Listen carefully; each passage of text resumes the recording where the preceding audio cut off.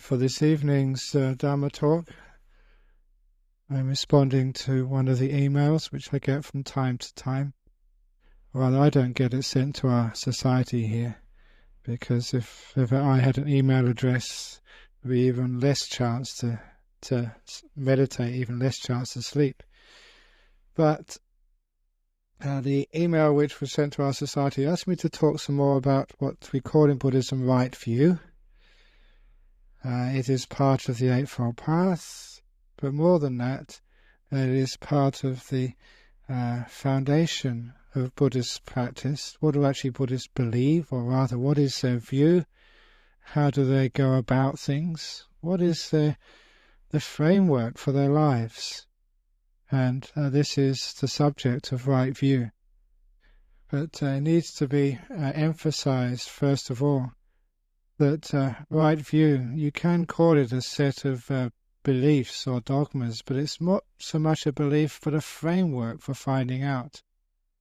And as many people ask, how do we know that it's right view rather than wrong view? Because everyone believes they're right. And it's an observation which even came from Socrates, who was apparently said that everyone always believes they're right. And it's an interesting little thing to contemplate, that it is psychologically impossible to think you are wrong about anything. You may think you were wrong, but at the time, even when you think you're wrong, you think you're right about that. So if you really look at it, whatever idea, concept we have, we always believe that it's right in that moment. And this is one of the problems with the diversity of human opinions and views and dogmas and beliefs, that everyone believes they're right, even though there's a diversity of completely contradictory ideas. So what is actually the right in the word right view?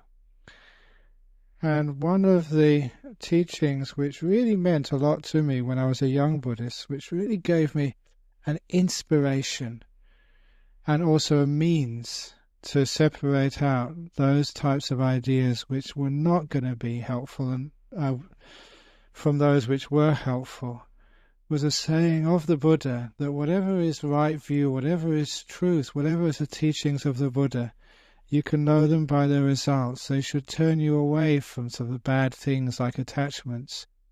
They should actually make you more dispassionate, more free, more peaceful, more still, more liberated. And it's because of those are the qualities by which we can know that it is a right view or not, simply by its results in our own internal life, in our family, in our community, in our world. And it's a wonderful little test to see what is right view and what is wrong view. Because even in Buddhism, people can have these ideas and views, and they can go and argue with each other, and they can get quite upset with each other. And unfortunately, in Buddhism, we don't have wars, but still people can have quite vigorous arguments, especially if they've drunk too much coffee. Which actually shows where the arguments really come from. Nothing to do with Buddhism, just too much caffeine. But the point of the point I'm trying to make here is that it's where these ideas and views lead to shows you whether it's a right view or a wrong view. And of course that brings me up to something very topical about the cartoons, which I was just come back from New Zealand talking a lot about the cartoons, the Muhammad cartoons, which was causing a huge amount of problem in the world. And that's a very good example there of how that cannot be right view to go on such violent, aggressive demonstrations about a cartoon and to be offended so easily. And it's one of the problems which I see with religions in the world. We do get offended so easily. And one of the reasons why religions get offended so easily is because they forgot the heart of their religion. The right view should be, if it's a real religion, a real truth, a proper view, it must always be something which creates not more turmoil in the world, but which actually solves and settles disputes, which brings more peace, not just in your own life, but peace between peoples, between genders, between sexual orientations between religions. And that's actually what we know is like right view. There is views which do create peace, which create harmony, which lessen tensions and create more friendship and love and harmony in this world. And whatever those views are, that is called right view. And an example of that, with the cartoons, I mentioned this earlier, a few months ago, when they had the problem with the Quran down the toilet. Remember what I said? If anybody ever flushed a copy of a Buddhist holy book down the toilet, you should always call a plumber. That's the Buddhist response. But certainly, you should never get upset and start a war or start violence. Because, the whole scripture, the whole teachings of all religions are all supposed to be encouraging us to be peaceful. So we're forgetting what the book is actually encapsulating. It's the same with our religions. The word which I usually use these days is we confuse the container with the contents. Now, the container might be the book. The container just might be a statue of a Buddha, and you can destroy Buddha statues, but you never allow Buddhism to be destroyed. Because Buddhism is not the metal. Buddhism is the peace, the forgiveness, the compassion, sort of the non-violence which the statue signifies. The content may be sort of the statue, but it's what it signifies is more important. So as somebody first, when I went to the first global conference on Buddhism, we're having our fourth global conference in June. If you haven't booked up yet, please book up, because actually you learn a lot of things from these conferences. And what I learned from the first conference was when I think people were starting Buddha bars, or they were having advertisements with Buddhas on women's lingerie and all sorts of other stuff, that people were upset. Were you offending Buddhists or not? And one fellow, I think from the United States, came up and said, no, it's impossible to offend Buddhism.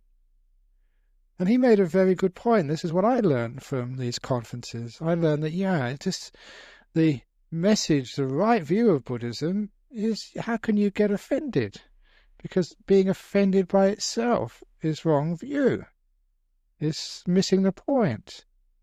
It's missing the point that whatever people say or do, that is their karma. Our karma is to be peaceful, to be forgiving, no matter what someone says. And we always just let it go. And you've heard this many times. It's in books like my book, Open the Door of the Heart. It's just in basically self-help manuals. If everyone ever calls you a dog, you don't get offended. You look at your bottom to see if you've got a tail. And if you haven't got a tail, you're not a dog. End of story. It makes life very easy. And Buddhists are great with these strategies. So we just refuse to get offended. And when you refuse to get offended, you always come up trumps. There's a story in that book which is told us in in Wellington, New Zealand, where I just came from. The story of that soldier in the Vietnam War, close to my monastery in northeast Thailand, a US Air Force man coming from the base into town on a cycle rickshaw.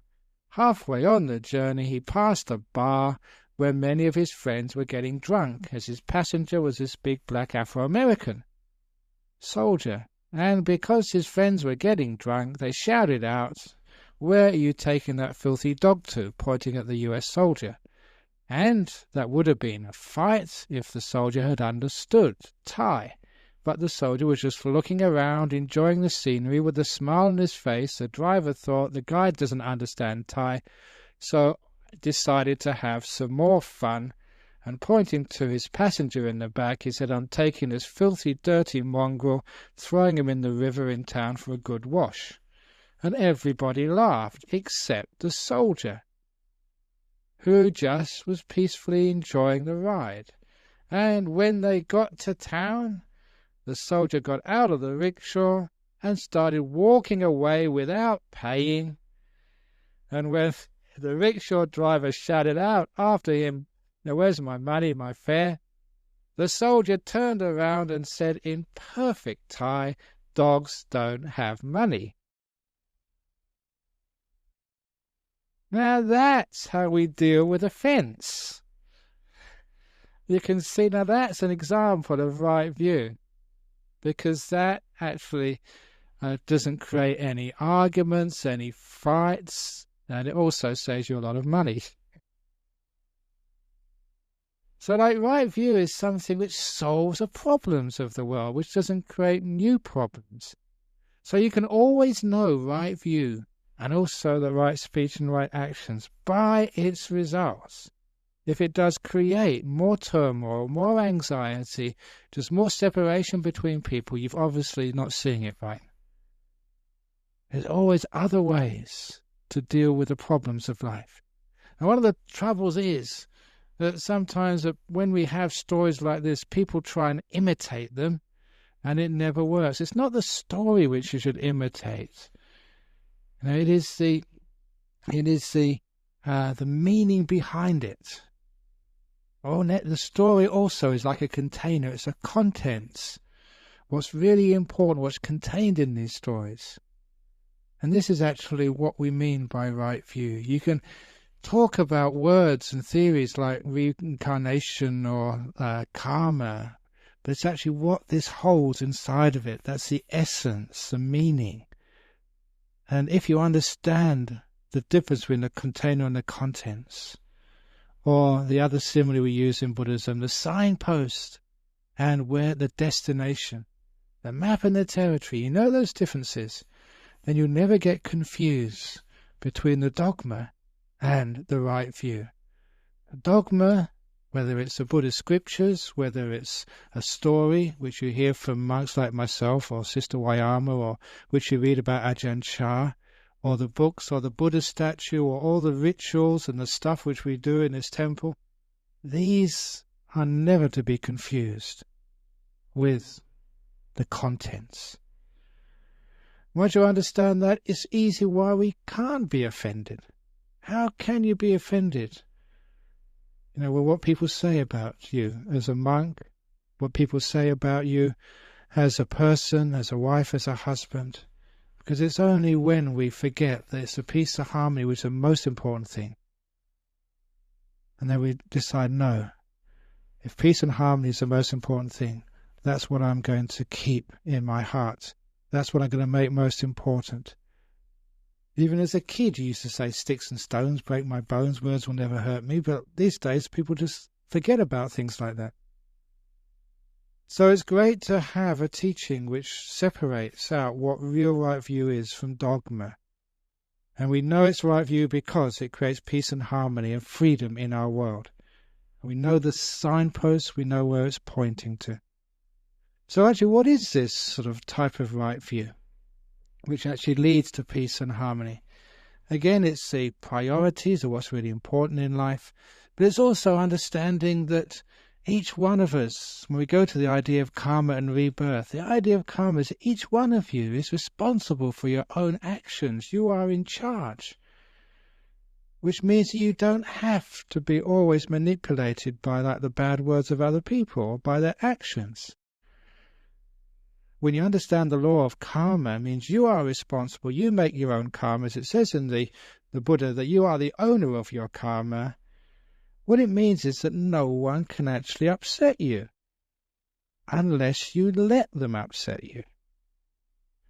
No one can make you angry. You only allow them to make you angry. No one can make you depressed. You allow life to make you depressed. The law of karma is actually showing that you, in this sense, are in complete control of your destiny of life. Not other people, and certainly not any other supreme being. If you believe that you are a victim of your husband or your wife, your ex that is, or of your job, of your sickness, your cancer, your old age, or whatever else happens to you, if you think as a victim, it means you've got no freedom to make something out of whatever happens to you in life. You think that you have to be sad, you have to be upset, you have to be traumatized. And one of the wonderful things about this right view of the law of karma is it shows that you are completely free to make something out of whatever happens to you in life. I go back to the story of my own father. He was a victim of child abuse, as many, many people were. He always used to talk to me about his father, my paternal grandfather. He always used the word, please excuse me, bastard, to my grandfather. And the reason was that my paternal grandfather, born in Liverpool, rather my father born in Liverpool, my paternal grandfather I think was also born in Liverpool, a very poor plumber before the Second World War. His lifestyle was just so grim, hopeless, that almost every evening after work he would go to the pub, get drunk, come home and just take off his belt and beat any kid who came in his path for no reason whatsoever, and then start on his wife, my paternal grandmother, my father's mother.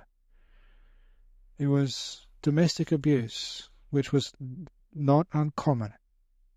But the point was that you'd expect a person who had such abuse visited on him every day, who saw his mother being, basically whipped every day, would be a victim and have great psychological problems and would be a terrible father to myself and my brother.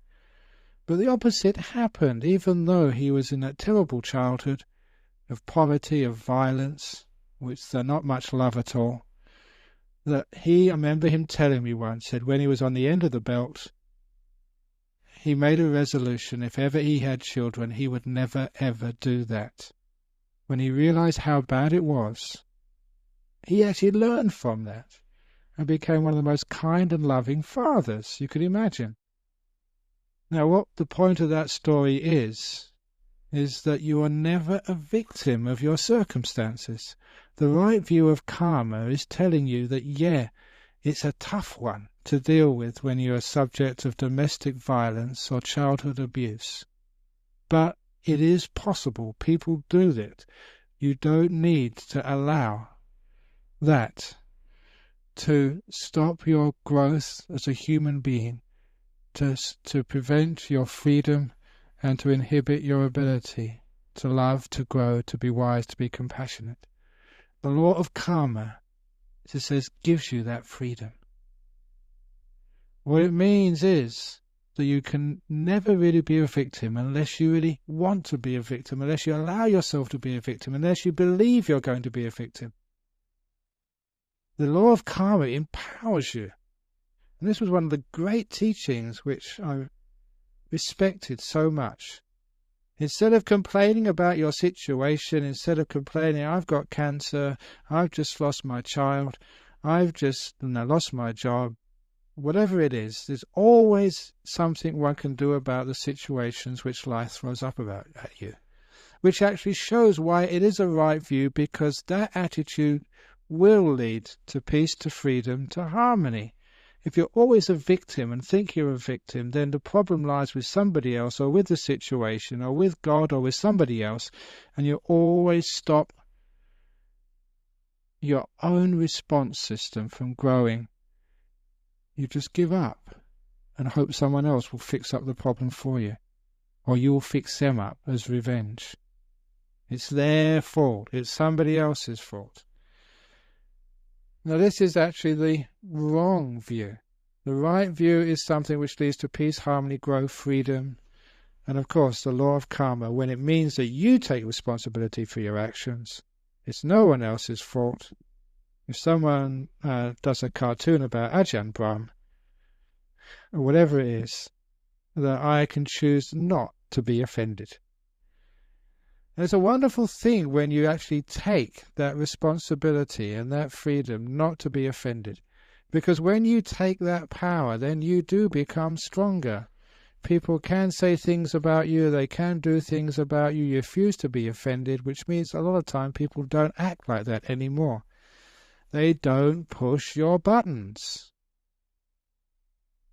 When people stop, you don't get angry when they sort of get upset about you, they stop getting angry at you.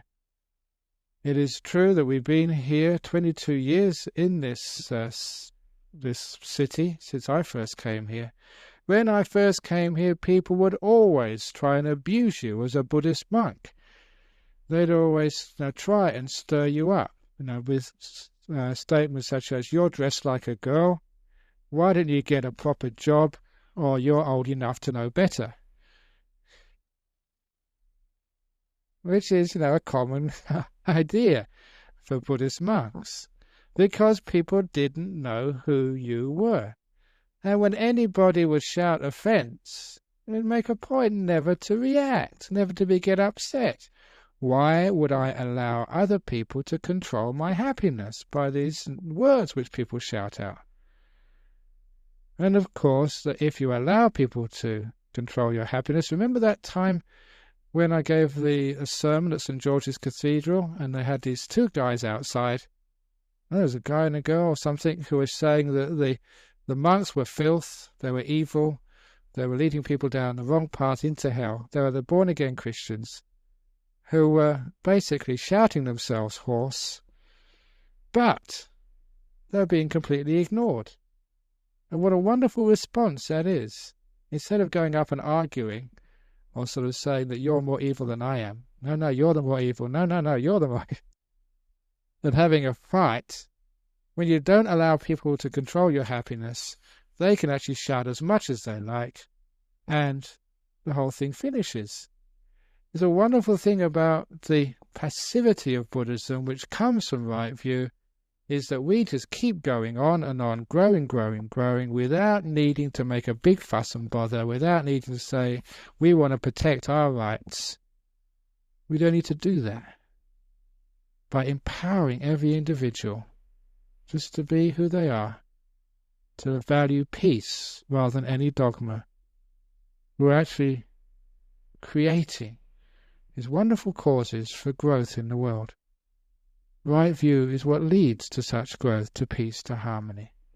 So it's the same when you're like in a relationship. If it is really right view, it should lead to more peace and harmony. So when people come here and they say, ever since I became a Buddhist, my relationship has gone on the rocks, then I think, what type of Buddhism are you practicing?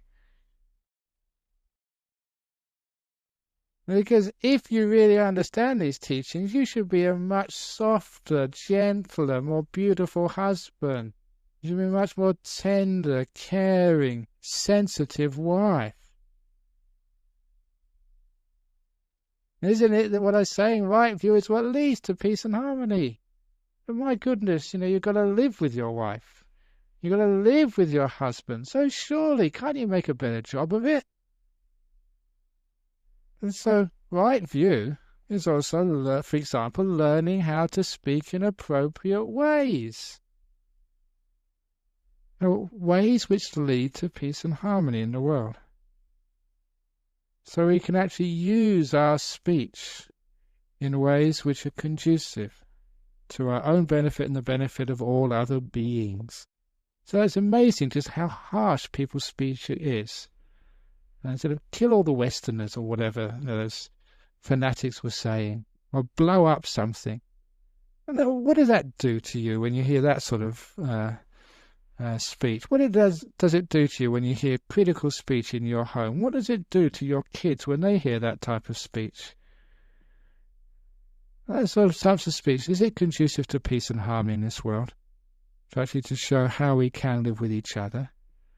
So as actually parents, you'd be very careful the way you speak. And what you speak, is it going to be conducive to peace and harmony? To freedom? To growth? To love? And so some of the speech we should use, we should be very, very careful. And when we use speech carefully, we can create a lot of that peace and that harmony in the world. And you make that speech, no one else. So you're in control of this. You're creating your world. You're creating your family. It's not your wife's fault. It's not your husband's fault. It's not your parents' fault. It's not your history's fault. It's your fault. So you take hold of your life. Take responsibility for it. Empower yourself. And say that you can do anything with what you have. And there's just heaps and heaps of stories of people in the most difficult of situations. People who have been raped, people who have had their children sexually abused, people who have had these cancers, who've lost their children through accidents, whatever it is which happened, that they have stopped complaining, they've taken control of their lives, they've empowered themselves, they've understood the law of karma is that you make suffering, no one else makes it for you. And we can actually change and use our thoughts, our speech, our actions to create a better world for ourselves, and then a better world for others. And of course, one of those right views is like the law of forgiveness. Everyone is an owner of their own karma, so why do we take on the stupidity of others and worry about it ourselves? Doesn't matter what your husband said. If it was really stupid, that's his karma. You don't have to make bad karma for yourself with it by arguing back. If your wife has really been lazy, that's her karma. You don't need to make bad karma with it. So as a monk, as a teacher in our monastery, if my monks misbehave, that's there. I'm not going to lose sleep over that. I don't get enough beauty sleep as it is. So the point is, you don't carry around the faults of other people in your own heart. You be able to let them go. Why is it that people are just so attached to the thoughts and actions of others? One of the first teachings I got from Ajahn Chah was, in the monastery, monastic life anyway, you should look at yourself 95% of the time and only look at other people 5% of the time, at most. And that's actually a wonderful right view. So don't look at what the other person is doing or saying so much, or thinking. Look at what you're doing, and seeing if you can create a more peaceful, harmonious world, with understanding what is our responsibility, our karma. The person who wrote the email was actually asking, well, is it actually right view understanding cause and effect? Precisely. When you understand cause and effect, we understand like the rules of the game, the rules of life.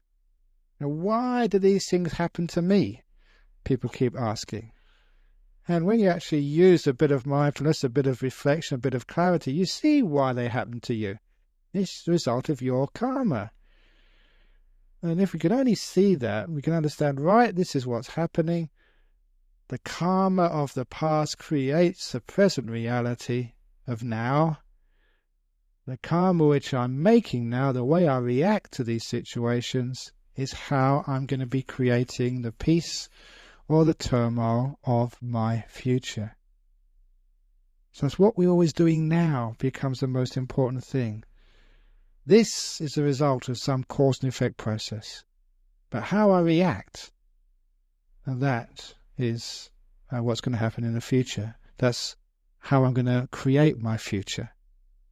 The story which is the most powerful one, which illustrates this, is the story of that soldier in Thailand, a disciple of Ajahn Chah, who came to see Ajahn Chah one day because he'd been shot and wounded in a skirmish on the borders.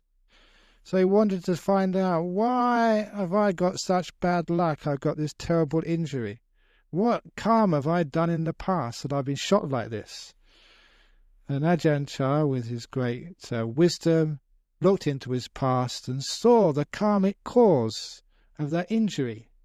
He said it was because you joined the army. That's what happens when you join the army. You shoot bullets at other people, and other people shoot bullets at you. Sometimes you miss, sometimes you hit. Sometimes they miss, sometimes they hit. Now you've been hit. That's the karmic cause, because you joined up. And that's a beautiful understanding of cause and effect. Because sometimes you say, why have I got all these arguments in my marriage? Because you got married. It's part of the course. If you're a marriage counsellor or a monk, which is the same thing sometimes, you know, every marriage is like that. So you think sometimes the next one will be different. Very funny. But the point is that when you're going to have two people living close together, there'll always be friction. when you join an army, there'll always be some bullets, and some of those will be hit. And whenever you're a human being, or you have you're a religious person, people are going to sometimes criticize you. Welcome to real life. So we never think that something is wrong, that these things are happening. I expect there'll be cartoons about Buddhism, which are, quite mean and misunderstanding or whatever, but that's life. And look at me, just how many things which I say. It's not just talks here, just go to New Zealand, give talks, go to Indonesia, give talks, Singapore, wherever I go, I give talks. I open my mouth so often.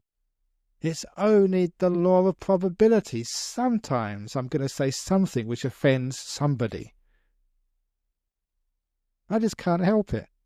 But the point is that if ever you're offended by anything which I say, don't allow yourself to be offended.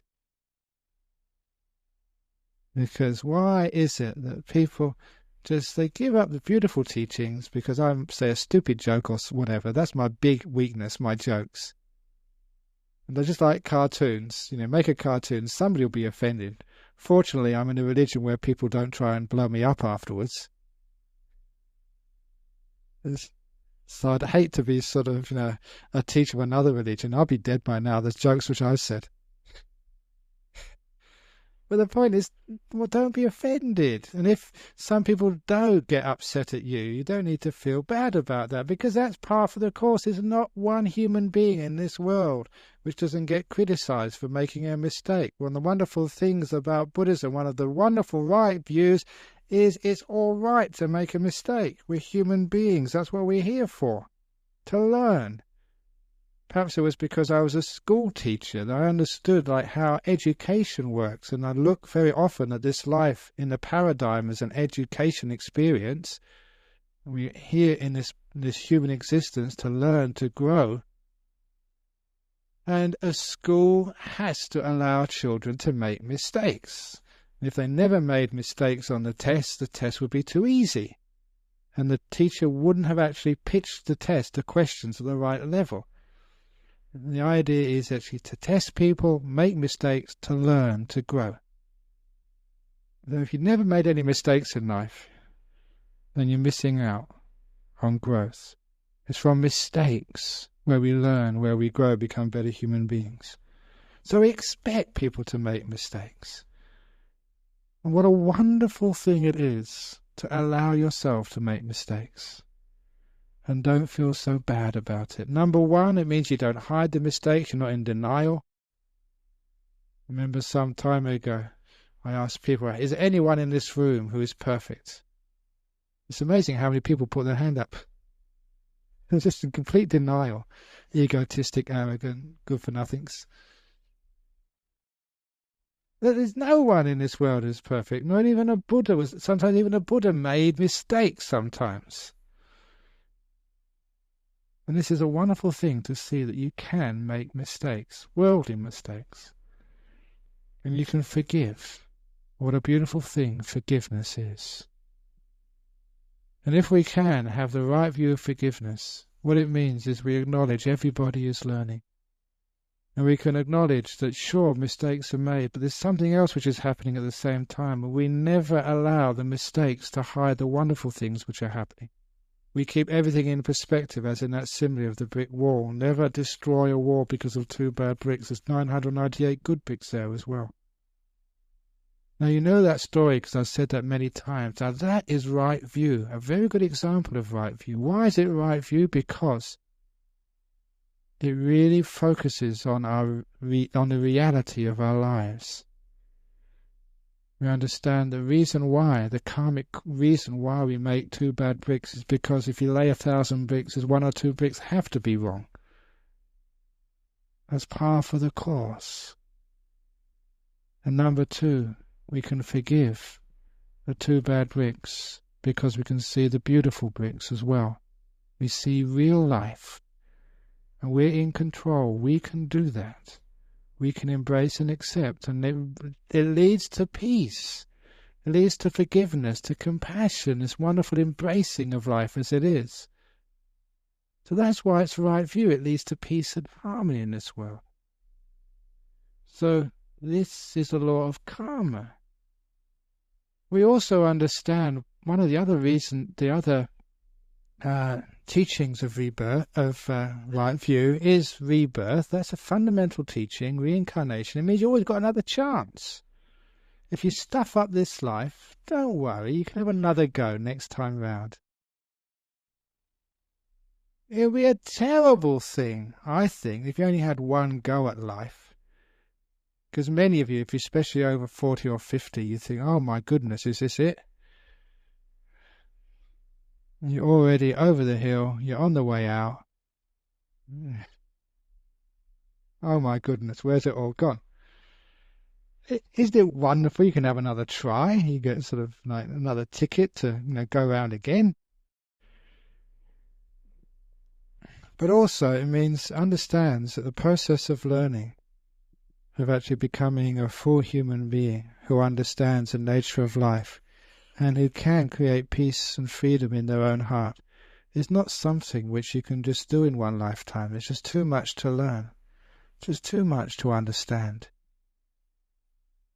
And it's a beautiful, freeing view which gives you a bigger picture, more chance, more time, more freedom to grow. So even just that idea of rebirth, you can always start again.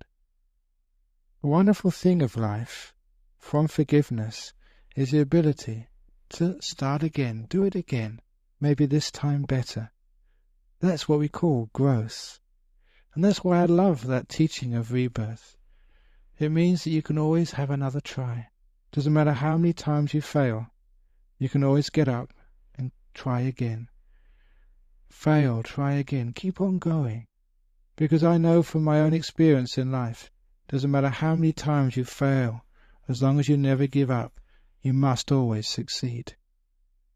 It's those people who give up are the ones who don't attain. Just the whole story of building up the Buddhist Society of Western Australia or our monasteries. There's always huge obstacles to these things. And I remember people telling me that when we first started, they thought we'd never survive. You know, our first little house in North Perth? I remember looking at the accounts just when I came. And it was worth, I think, $50,000. And that was our whole assets. And the mortgage was $49,000 we owned. Our equity was $1,000. And we hadn't even just beginning. So it was just completely hopeless. And many people thought we were crazy. Building a monastery in this remote city called Perth, you never do it. But of course, every time you had an obstacle, you never gave up. You kept on going. You kept on rebirthing, if you like. Every time you pick yourself up and try again. We had the problem with our clay trucks. Don't know how many court cases we lost, but we kept on going. That's how we won in the end. So the idea of reincarnation is you've always got more chances, an infinity of chances, which means you can never give up. You just keep on going. Now that is what leads to peace and freedom. Not only you realize you've got as many chances as you want, you can also give as many chances to other people as well. Doesn't matter how many times a person has cheated you, you can still trust them again. That's like reincarnation, giving them another chance. Giving yourself another chance, giving your children another chance. It's a wonderful thing about Buddha's forgiveness. There's nothing which you cannot forgive, and there's not a limited number of times that you should forgive. There's something idealistic, uplifting about that. And don't tell me it's not practical, because it is practical. It works much better than keeping resentment, anger. What was that little story about those two prisoners of war? Ex-prisoners of war. These two Aussies who were in the Second World War, and both were interned by the Japanese.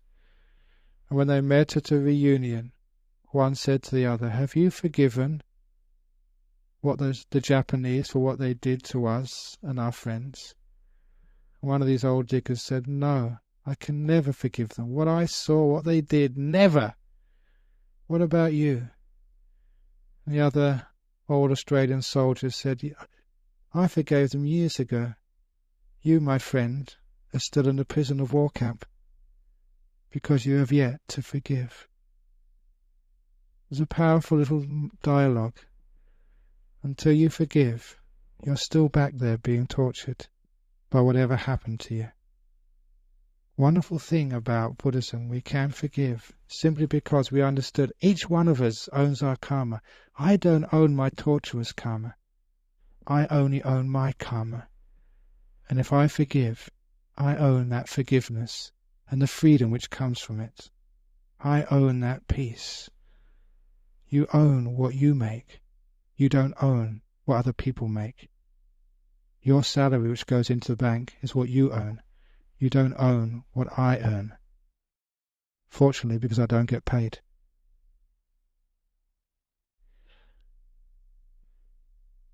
So this is what we mean by sum of right view, understanding the cause and effect. One of the great reasons why you come to places like this is because coming to places like this where you listen to Dhamma, you understand more about the cause and effect nature. What you have to do, the attitudes which you develop, the way you think, just your whole framework of life. You understand the causes which give these wonderful effects of peace, freedom and happiness. And you understand that the causes, you don't have to be the person with all the degrees. You don't have to be the person with so much money. You don't have to be the beautiful or the ugly or in between. You don't have to be any of these things to be happy. The cause of happiness is independent of those things which many people in the world think are necessary for peace and happiness. You find that the causes for these wonderful things which you really want in life are nothing to do with what you have outside. The causes for happiness, for peace, the right view which creates that peace and happiness in your life is seeing how things happen inside of you. That's why the Buddhism has always focused on the meditation, to be able to have that inner clarity, to be able to reflect upon how your mind works, so you actually see the causes and its effects. How if you really do get negative, that causes the stress, that causes the sickness, that causes the early death in your life. Simply because of the negativity which you carry in your mind, because you can't let go, you can't forgive. You can see where frustration comes from, just because of the exercise of will, of being a control freak. It becomes very clear that the more of a control freak you are, the more you try and direct your life and the people around you. Eventually you get to frustration because people won't do the things they're supposed to do. And the world won't go in the way it should go. The planes will not leave on time. That's what I found anyway. I read all these itineraries and your plane is supposed to leave at a certain time. It never does. It's always late. Pretty much so. So things never happen the way they should.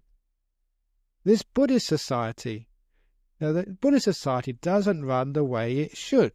We should have an air conditioner in here. Ajahn Brahm should finish on the right time.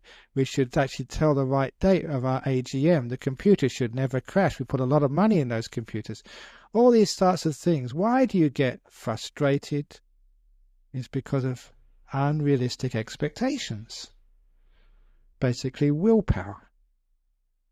You think that you are in charge of your life and its destiny. The more of a control freak you are, the quicker you get frustrated when the world doesn't go according to your schedules. And the more you get frustrated, the more angry you get. And the more angry you get, just the sooner you die. It all comes from just being a control freak. So one of the wonderful things about the right view of Buddhism is understanding, where does suffering come from? Suffering comes from craving. Four Noble Truths, one of the basic forms of right view. It's a great little thing to actually to contemplate every time that you have suffering in your life. Why is it? Don't just take suffering on board without investigating its cause, the great why question. It's always because I want things to be different. I always want to give the best talks. I always want to be the best monk. I always want to be the best this or the successful one, whatever. It's all craving stuff. And you realize you can't be the best monk. You can't be the best meditator. And it's wonderful to think, at last I don't need to be the best monk anymore. I don't need to be the best meditator. I don't need to be the most beautiful girl. I don't need to be just the person who never offends anybody. I don't need to be the one who always tells jokes and people always laugh. So you never laugh then. And it's great to have that freedom. It's a freedom caused by having not so many expectations, not so many desires, not to be such a control freak. It's always understanding the right view, sort of, of craving causes suffering, and the wonderful right view of anatta. Anatta means there's no owner in here, that you don't own your body, you don't own your wife, your husband, you don't own your children, you don't even own your car, your house, you don't own your health. It's a wonderful freeing right view, because what you don't own, you don't need to worry about so much. When I was staying in Wellington in New Zealand, I don't own that monastery. It's not my monastery. I'm not the abbot there. Way! I don't need to worry about anything. Same here. Got an AGM tomorrow. But I don't own this Buddhist society. Hooray! Whatever happens, it'll be okay. My monastery down at Serpentine, I don't own that. Hooray! Whatever people do, I can be free. Whenever you think you own something, you have this false idea of responsibility, that you are in control, and if things go wrong, you are responsible. That's called suffering. The wonderful right view is what releases you from that suffering, from that burden. The great teaching of anatta is that you don't own anything. Everything which you think is yours will one day become separated from you. That's one of the great teachings, almost verbatim from the Buddha. All that is mine, beloved and pleasing, will one day become separated from me. So was it really mine in the first place? Was this really my body? Or just a vehicle which I had to live in for so many years? So when this gets cancer or it gets heart attack, am I worried it's got cancer? No, just cancer, that's all. What's the big deal? It's not mine, not my problem. Is it? Or if you're getting old and about to die, is that really your problem? If your children they marry the wrong person, is that your problem? It's their problem. They chose that guy. Off you go. Now the point is here that when we own things, then we make our problems. And in the ownership, you should know by now that you don't own these things. The right view is to understand how little you really own and control in this world. You don't own your reputation. You don't own the comments and opinions of others. They say whatever they like, whether it's true or false, you can't stop them. When you understand this beautiful non-ownership, that's one of the greatest of right views. It means that you have these things, you look after them, but you don't demand much of them at all. You're just like a person passing through. You make use of this body, as you make use of a house that you are renting, or a room where you're staying in temporarily on some great journey through this planet. But you know it's not mine. When it's not mine, you don't get attached to it. You enjoy and then let it go. When you have a partner in life, you enjoy their company as long as they are there. But when the parting happens, which it must, you can allow it to disappear. It's not mine. I can't control it. I have to let it go. And letting it go is the third part of right view. Understanding it is impermanent. Things don't last. It's the nature of life to be that way. Things come and things go. And your job, when you understand the great impermanence, the instability of our lives, is when it's time to let it go. You can let it go, and you can flow with the impermanence, the rise and fall, the change of our lives. You don't try to be always young. You can enjoy middle age, an old age, an extreme old age. And isn't it a wonderful freedom not to be afraid of being old? Not to be afraid of being sick. A lot of sickness comes from being afraid of being sick. The fear creates the tension. The tension causes many illnesses. So if we can stop controlling more, understand that we have to flow with the rise and fall, which is impermanence. We're not in control anyway. And that the suffering all comes from controlling things which we aren't really ours. And where we let go and detach more and more, we get this beautiful freedom. And that freedom we can experience in our meditation, we can experience in our lives.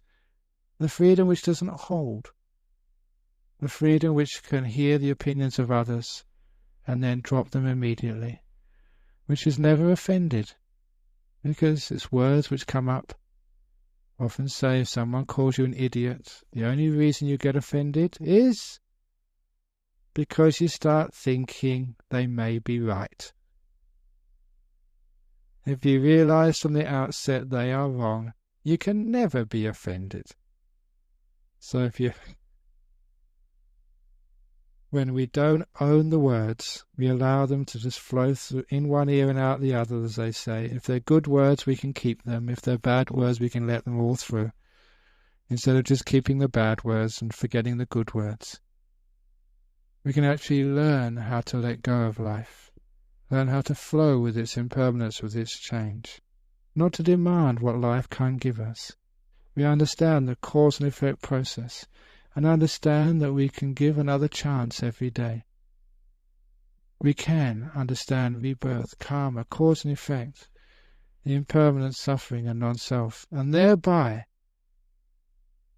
that should be a path to peace, to freedom, and to harmony. And if it is, it really is right view. If it leads to a sense of being irresponsible, lazy, then you're letting go too far. You know what? I was saying this when Buddhists in New Zealand, sometimes they were trying to keep the 5 precepts, and they went to parties and say, "No, I'm not taking any alcohol, I'm a Buddhist." And their friends told them, "Yeah, we know about Buddhism, it's all about not being attached. Let go, come on, let go, take some alcohol." Obviously, that's not understanding what letting go is. Because it's not leading to peace and to freedom and to sort of happiness. To understand what right view is, they have the traditional areas of right view. Karma, cause and effect. Not sort of holding other people's karma in your own heart. You're just responsible for your actions. So it means you can forgive, you can let go what other people do. Your responsibility is what you do. Your karma. And rebirth, we can always give another person another chance. Give yourself another chance. Understanding the cause and effect. And understanding about the more we control, the more we suffer. And the more we understand impermanence, the more that we can flow with things. And the more that we can understand we don't own things, the more detached and more free we can be. And that must be right view, because that does lead to peace, to harmony, and to freedom. So may you all be peaceful, harmonious, and free, ever and ever and ever. I've done my job now. Now it's up to you.